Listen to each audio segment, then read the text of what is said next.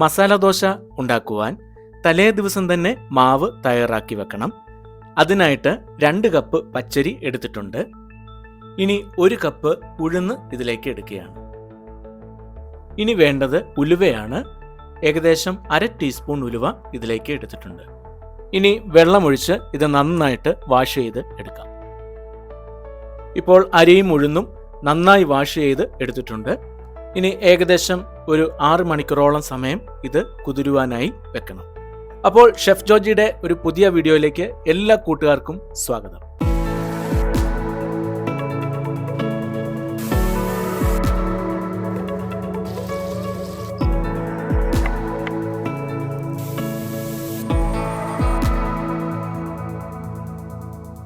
മസാല ദോശയുടെ മാവ് തയ്യാറാക്കുവാൻ വേണ്ടി അരിയും ഉഴുന്നും വെള്ളത്തിലിട്ട് കുതിരുവാനായി വെച്ചിരുന്നു.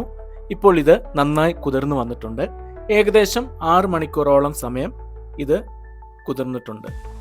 ഇനി ഇതിൻ്റെ വെള്ളം മാറ്റി വലിയ മിക്സിയുടെ ജാറിലേക്ക് ഇതെടുക്കുകയാണ്. ഇതിലേക്ക് ഏകദേശം 1.25 കപ്പ് വെള്ളം കൂടി ഒഴിച്ചു കൊടുക്കുകയാണ്. ഇനി ഇത് മിക്സിയിൽ നന്നായിട്ട് പേസ്റ്റ് ചെയ്ത് എടുക്കാം. ഇപ്പോൾ ഇത് നന്നായിട്ട് പേസ്റ്റാക്കി എടുത്തിട്ടുണ്ട്. നമ്മൾ മിക്സിയിൽ പേസ്റ്റ് ചെയ്യുന്ന സമയത്ത് ആവശ്യമെങ്കിൽ വെള്ളം ചേർത്ത് കൊടുക്കാം. നമ്മൾ ഇത് ഒരുപാട് ലൂസ് ആവാതെ കുറച്ച് കട്ടിക്ക് വേണം എടുക്കുവാനായിട്ട്. ഇനി ഇത് ഒരു പാത്രത്തിലേക്ക് ഒഴിച്ച് നമുക്ക് അടച്ചു വെക്കാം. ഒരു രാത്രി മുഴുവനും ഇത് ഇതുപോലെ തന്നെ ഇരിക്കുന്നുണ്ട്. ഞാൻ ഏകദേശം ഉച്ചയ്ക്ക് 2 മണിയോട് കൂടി അരിയും ഉഴുന്നും വെള്ളത്തിലിട്ട് വെച്ചു. രാത്രിയിൽ ഒരു 8 മണിയോട് കൂടിയാണ് ഞാനിത് പേസ്റ്റ് ചെയ്ത് വെക്കുന്നത്. ഇപ്പോൾ പിറ്റേ ദിവസം രാവിലെ 7 മണിയായി. ഈ മാവിലേക്ക് ഇനി ഉപ്പ് ചേർക്കേണ്ടതായിട്ടുണ്ട്. തലേ ദിവസം ഉപ്പ് ചേർത്താൽ കൂടുതൽ പുളിച്ചു പോകും. അതുകൊണ്ട് രാവിലെ നമ്മൾ ഉണ്ടാക്കുന്നതിന് ഒരു ഏകദേശം 1 മണിക്കൂർ മുമ്പായിട്ട് നമ്മൾ ഉപ്പ് ചേർത്ത് പിന്നെയും വെള്ളം ആവശ്യമെങ്കിൽ അതും ചേർത്ത് നന്നായിട്ട് മിക്സ് ചെയ്ത് നമുക്ക് വെക്കാം. ഇനി മസാല ദോശയ്ക്കുള്ള മസാല തയ്യാറാക്കാം. അതിനുവേണ്ടി ഒരു 5 ഉരുളക്കിഴങ്ങ് എടുത്തിട്ടുണ്ട്. അത് 2 പീസാക്കി വെള്ളത്തിലിട്ട് ബോയിൽ ചെയ്ത് എടുക്കുകയാണ്. ഉരുളക്കിഴങ്ങ് ബോയിലായി കഴിയുമ്പോൾ അതിൻ്റെ സ്കിൻ ഔട്ട് ചെയ്ത് നമുക്ക് മാറ്റിവെക്കാം. ഇനി മസാല തയ്യാറാക്കുവാനായിട്ടുള്ള ഫ്രൈങ് പാൻ എടുത്തിട്ടുണ്ട്. ഇതിലേക്ക് ഒരു 2 ടേബിൾ സ്പൂൺ കണക്കിന് വെളിച്ചെണ്ണ ഒഴിച്ചു കൊടുക്കുകയാണ്. വെളിച്ചെണ്ണ ചൂടാവുമ്പോൾ 1/2 ടീസ്പൂൺ കടുക് ഇട്ട് കൊടുക്കാം. കടുക് പൊട്ടിക്കഴിയുമ്പോൾ അതിലേക്ക് ഒരു 1/4 ടീസ്പൂൺ ഉഴുന്നുപരിപ്പ്, 1 തണ്ട് കറിവേപ്പില, 2 പച്ചമുളക് നീളത്തിലരിഞ്ഞത്, ചതച്ചെടുത്ത ഇഞ്ചി 1 ടീസ്പൂൺ, ചതച്ചെടുത്ത വെളുത്തുള്ളിയും 1 ടീസ്പൂണും ചേർത്ത് ഇത് നന്നായിട്ട് മിക്സ് ചെയ്ത് എടുക്കാം. ഇനി അരിഞ്ഞു വെച്ചിരിക്കുന്ന വലിയ ഒരു സവാള ഇതിലേക്ക് ചേർത്ത് കൊടുക്കാം. ഇനി ഇത് പതുക്കെ ഒന്ന് വഴറ്റിയെടുക്കാം. ഒരു മീഡിയം ലെവലിൽ ഒന്ന് വാടി കിട്ടിയാൽ മതിയാവും. ഈ സമയം ഒരു 1/4 കപ്പ് കണക്കിന് ഗ്രീൻ പീസ് ഇട്ട് കൊടുക്കുകയാണ്. ഫ്രോസൺ ഗ്രീൻ പീസാണ് ഞാനിവിടെ ഉപയോഗിക്കുന്നത്. വീണ്ടും ഇത് നന്നായിട്ട് മിക്സ് ചെയ്ത് വഴറ്റിയെടുക്കാം. ഈ മസാലയ്ക്ക് ആവശ്യത്തിനുള്ള ഉപ്പ് ഈ സമയത്ത് ചേർത്ത് കൊടുക്കുകയാണ്.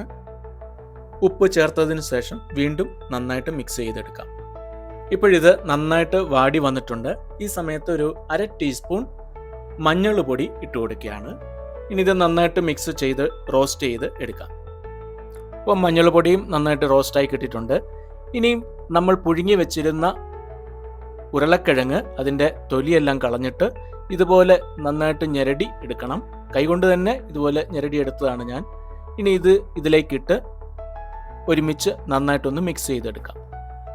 ആ മസാല ഉരുളക്കിഴങ്ങിൻ്റെ എല്ലാ ഭാഗത്തും എത്തത്തക്ക വിധത്തിൽ നന്നായിട്ട് അത് മിക്സ് ചെയ്തെടുക്കാം. ഒരല്പം വെള്ളം ഇതിൻ്റെ മുകളിലേക്ക് ഒന്ന് തളിച്ചു കൊടുക്കുന്നുണ്ട്. വീണ്ടും ഇത് നന്നായിട്ട് മിക്സ് ചെയ്തെടുക്കാം. ഇതിൻ്റെ ആ ഡ്രൈ ആയിട്ടിരിക്കുന്ന അവസ്ഥയൊന്ന് മാറാൻ വേണ്ടിയാണ് ഒരല്പം വെള്ളം തളിച്ചു കൊടുത്തത്. ഈ മസാലയ്ക്ക് നല്ലൊരു രുചി കിട്ടാൻ വേണ്ടി കുറച്ച് പച്ച വെളിച്ചെണ്ണ അതിൻ്റെ മുകളിലേക്ക് ഒഴിച്ചു കൊടുക്കുന്നുണ്ട്. അതുപോലെ അരിഞ്ഞു വെച്ചിരിക്കുന്ന ഒരല്പം മല്ലിയില കൂടി ഇതിലേക്ക് ഇടുകയാണ്. മല്ലിയിലയുടെ ടേസ്റ്റ് ഇഷ്ടമുള്ളവർ ചേർത്താൽ മതി, അത് ഓപ്ഷണലാണ്. എനിക്കിത് ഇഷ്ടമായതുകൊണ്ട് ഞാനിതിൽ ചേർത്തു എന്നേ ഉള്ളൂ. വീണ്ടും ഇത് നന്നായിട്ട് മിക്സ് ചെയ്ത് എടുക്കാം. ഇപ്പോൾ മസാല ദോശയ്ക്കുള്ള മസാല ഇവിടെ റെഡിയായി കഴിഞ്ഞു. നമ്മൾ ഉരുളക്കിഴങ്ങിൻ്റെ കൂടെ കുറച്ച് ഗ്രീൻ പീസ് മാത്രമേ ചേർത്തിട്ടുള്ളൂ. എന്നാൽ ക്യാരറ്റ്, ബീൻസ് ഒക്കെ ഇതിൽ ചേർക്കാവുന്നതാണ്. അവരവരുടെ ഇഷ്ടം അനുസരിച്ച് ഏത് വെജിറ്റബിൾ വേണമെങ്കിലും ഇതിൻ്റെ കൂടെ ചേർക്കാവുന്നതാണ്. ഇനി ഇത് മാറ്റിവെക്കാം. ഇനി നമുക്ക് ദോശ തയ്യാറാക്കാം.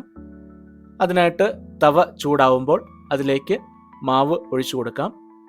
സ്പൂൺ ഇതുപോലെ പതുക്കെ തവയുടെ മുഴുവൻ ഭാഗത്തും മാവെത്തത്തക്ക വിധത്തിൽ ഇതുപോലെ പരത്തി കൊടുക്കാം. എൻ്റെ കയ്യിൽ ചെറിയ തവയേ ഉള്ളൂ, അപ്പോൾ അതിനനുസരിച്ചുള്ള മസാല ദോശയാണ് ഞാൻ ഉണ്ടാക്കുന്നത്. നമ്മൾ ദോശ ഇങ്ങനെ പരത്തി കഴിയുമ്പോൾ കുറച്ച് കട്ടിയായിട്ടൊക്കെ ഇരിക്കുന്ന ഭാഗങ്ങളുണ്ട്. അത് ഒരു സ്ലൈസർ ഉപയോഗിച്ച് നമുക്കൊന്ന് വടിച്ച് എടുക്കാവുന്നതാണ്. ഇനി ഇതിൻ്റെ മുകളിലേക്ക് ഒരു 1.5 ടീസ്പൂൺ കണക്കിന് ഗീ ഒഴിച്ച് കൊടുക്കുകയാണ്. ഇപ്പോൾ ദോശ നന്നായി വെന്ത് വന്നിട്ടുണ്ട്. ഈ സമയത്ത് മസാല ഇതുപോലെ ദോശയുടെ നടുക്കായിട്ട് ഇട്ട് കൊടുക്കുന്നു.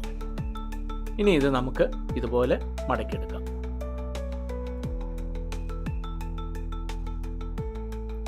നമ്മുടെ തവയുടെ വലിപ്പം അനുസരിച്ച് മാത്രം മാവ് ഇതിലേക്ക് ഒഴിച്ചു കൊടുത്താൽ മതി. അത് ഇതുപോലെ നന്നായിട്ട് പതുക്കെ ഇതുപോലെ പരത്തിയെടുക്കാം. പൊങ്ങി നിൽക്കുന്ന മാവ് ഒക്കെ ഇതുപോലെ സ്ലൈസർ ഉപയോഗിച്ച് വടിച്ച് എടുക്കാം. ഇനി നെയ്യ് ഇതിൻ്റെ മുകളിലേക്ക് ഒഴിച്ചു കൊടുക്കാം. ആ സ്ലൈസർ കൊണ്ട് തന്നെ ഇതുപോലെ നെയ്യ് എല്ലാ ഭാഗത്തും എത്തത്തക്ക വിധത്തിൽ ഒന്ന് പരത്തി കൊടുക്കാം. ഇപ്പോൾ ദോശ റെഡി ആയിട്ടുണ്ട്. ഇതിൻ്റെ മുകളിലേക്ക് മസാല ഇട്ട് കൊടുക്കാം. ഇനി ഈ ദോശ നമുക്കിതുപോലെ മടക്കിയെടുക്കാം. നമുക്കിത് ചട്നിയുടെയും സാമ്പാറിൻ്റെയും കൂടെ കഴിക്കാവുന്നതാണ്.